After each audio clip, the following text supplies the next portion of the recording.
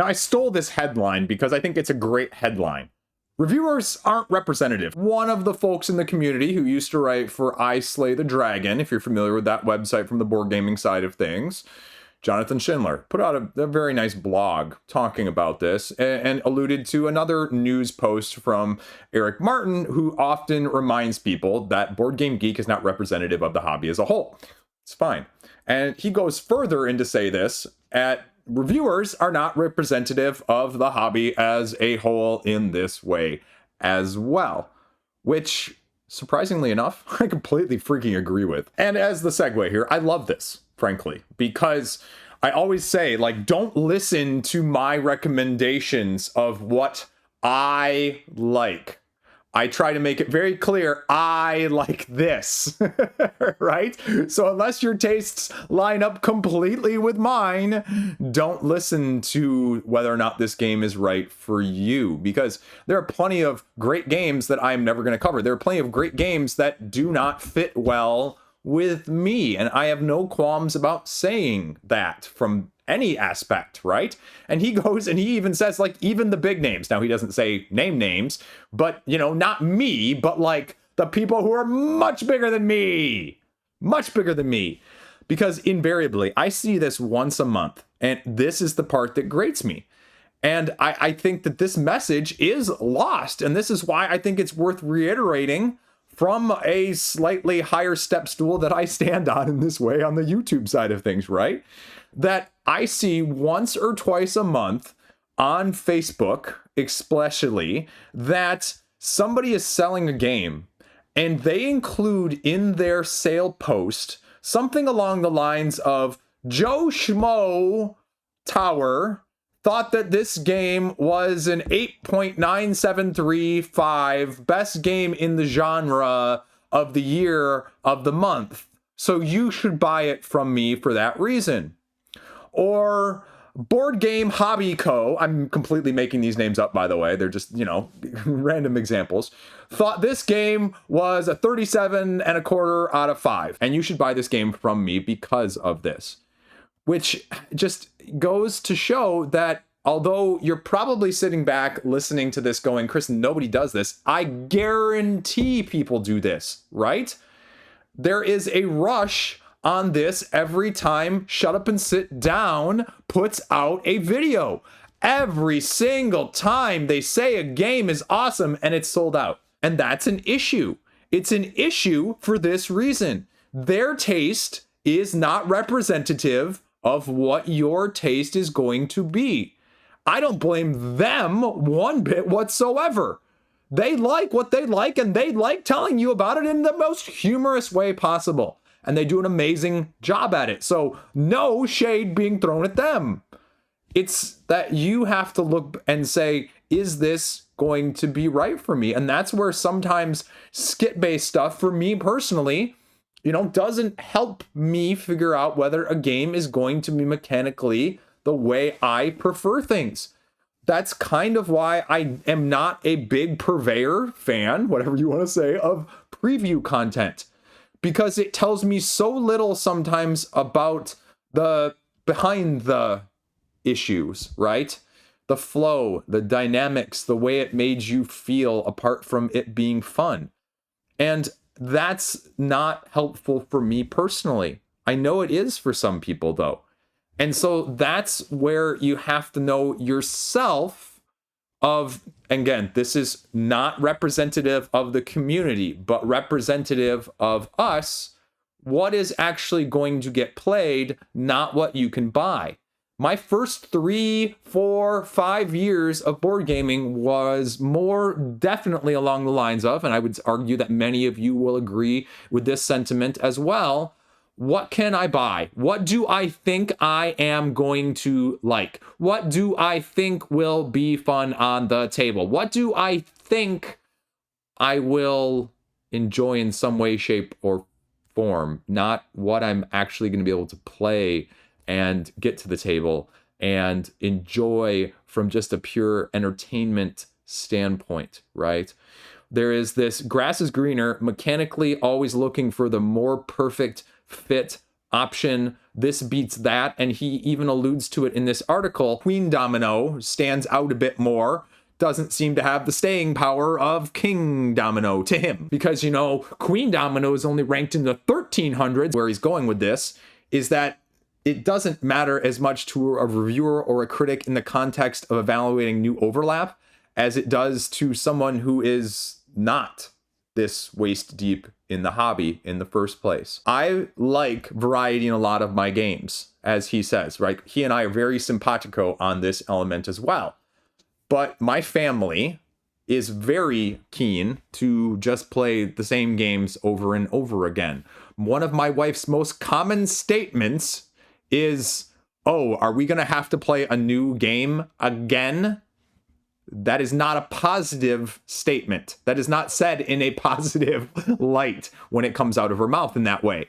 And so if you're viewing this, right, if you're reading Board Game Geek at all, if you have a Board Game Geek account, you are not representative of the people in the hobby. But again, going back to me, right, and this is the point he makes, we are living in the age of influencers, as we just talked about with the Shut Up and Sit Down, with the Dice Tower, because Dice Tower has it too, of the, you know, this gets the glowing review, you know, Deep Regrets, one of the latest crowdfunding love child situations that's gotten the hype. It was sold out across the board, even though it's coming back in stock now, right?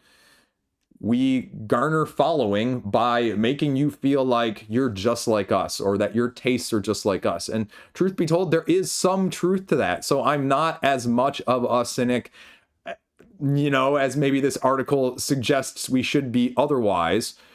But it definitely plays into some of the features that are getting put out now, because there is more use of that in a non-organic manner as opposed to the organic manner that this is supposed to be in the first place, right? The organic manner of my channel as a whole, trying to be as transparent about what I like, what I don't like, and so that you never wonder where my head is going to be at with things, but the occasional spice up of something completely different, right? But there shouldn't be any wonder if Chris is going to be talking about X game, he loves it, right? You know where I stand if you've watched my channel at all on things like Bullet, on things like Spirit Island. You have no qualms. I got the people like ready to tee up in the comment section. He did another video talking about those things again, right? Like, so that's not a question of where my head is at with some of that stuff. You know a general gist of things. You're looking for the nuance in something like the more recent Nexus from Redzen Games, of the two-player head-to-head dueling style of things. Where does it compare? How much overlap is it? Because that's the post you see on the general side of Reddit, where they're saying, hey guys, there are like 1,000 literally two-player head-to-head games. This is what I like. Can you help narrow it down for me? And so like I can help out narrowing it down for them so they don't buy the wrong one.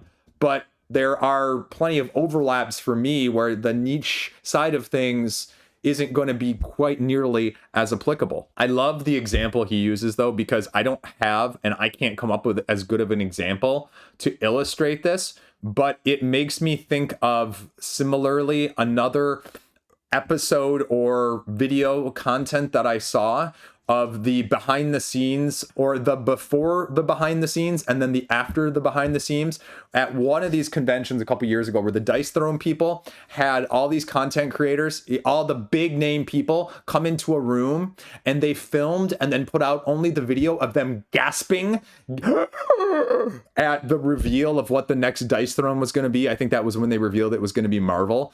And so you just see this video of them going, oh my gosh, oh my gosh. And it was then they released like the whole thing and sure, whatever, right? But the example he uses is very similar. It was when Ready, Set, Bet was released, and he makes it very clear, not disparaging the game, people really do love it, but the early buzz for the game was from reviewers who were shown the game in a convention setting in a private media event with the designer who had been practiced calling a race. And he says, step back for a second and consider the variables. A convention setting where people are already primed and essentially going there to enjoy new board games. special media events where elite status is assumed just by being on the short invitation list. A convention event where publishers are trying to woo would-be endorsers. A controlled environment where the creator of the game, who has practiced pitching it a lot, is showing it off. The other thing that he ties in here, and again, these are his words, not mine, but they're so succinct and to the point, I feel like I can't do it justice without using his words. This is the most obvious example, but there are other ways that reviewers like myself tip their hands about how unrepresentative we are compared to the average person. The chief one being, this is a great point, valuing novel experiences over games that remain interesting over many, many plays. There are two games that stand out to me above all else in that regard recently. Wilmot's Warehouse, as well as whatever that one was that people were all crying about, the moon whatever situation, where the game basically came without instructions and you had to open it up and make your own rules and dive into it and try and, figure it out, but you couldn't figure it out because there was no actual information and people were like, oh, this is the best experience I've ever, it's so unique. I looked at both of those and I said, frustration. That is so unrepresentative of what people are doing outside of the hobby.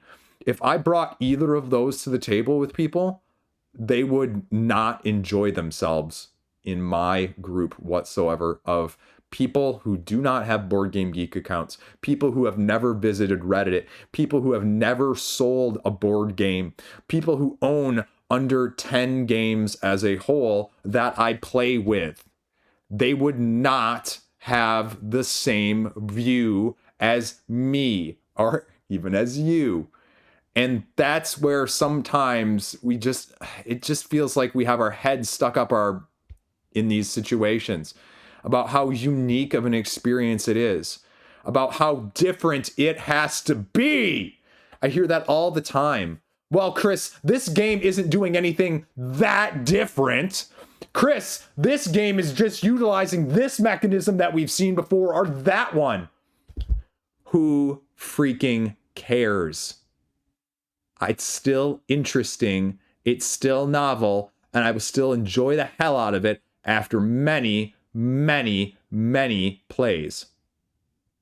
That's also why, to close this, I've said, don't be this. Don't be this. I don't want to be this.